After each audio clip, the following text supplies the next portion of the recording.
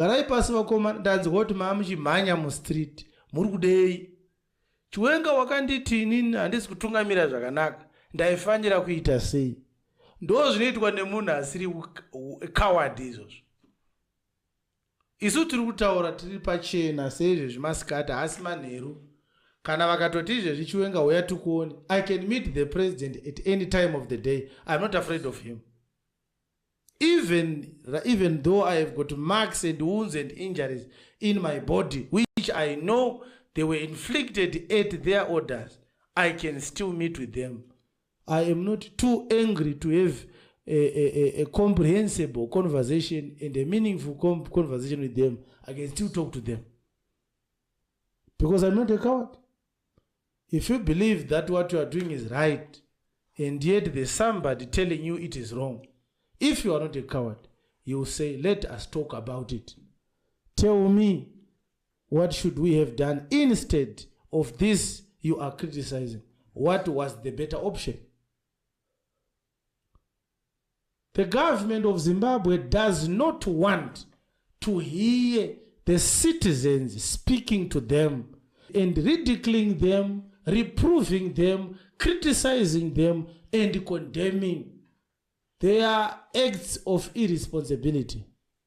Instead of speaking to the people, the government of Zimbabwe unleashes violence, it unleashes genocide, it unleashes terror on the very citizens.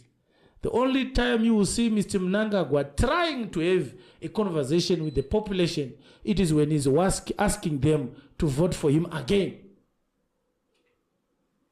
We are denouncing the girlfriend relationship that exists today between the government and the people of Zimbabwe.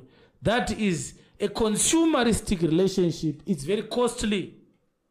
And we represent the true church, which is going to continue to speak out and say, it is wrong for the president to decide when the people should be addressed. When should the people be listened to? When should he come to answer to the people of Zimbabwe? We are saying no to that. The true church is always going to speak out. The purpose of this advocacy is not necessarily to safeguard my life, Apostle Chiwenga's life. No. That's not the purpose of this advocacy. The purpose of this advocacy is to expose good and expose evil at the same time. We want the people of Zimbabwe to hear us, not in the service where we are required to preach about Jesus. No, this advocacy is an advocacy program where I am allowed to address the matters that we made this advocacy for. The safety of Zimbabwean people. What is right and what is wrong? How is it right and how is it wrong? If we are saying this is wrong, then what is right? This is the purpose. My safety has always been a gripping issue to us, the church. We have always had this issue. We didn't start to be harassed this year or last year by the state. We have been harassed by the state for the past 4 to 5 years. It's not something that causes us sleepless nights. We are used to it. We have accepted our fate that I can wake up dead any day. That's not what we are concerned about. Yes. We are concerned about a system that was designed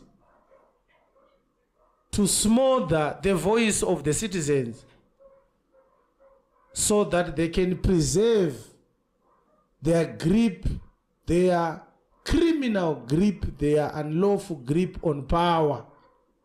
Labeling people who speak out enemies of the government is an attempt at actually silencing a small dissenting voice, which should actually be allowed to speak out 24 hours a day.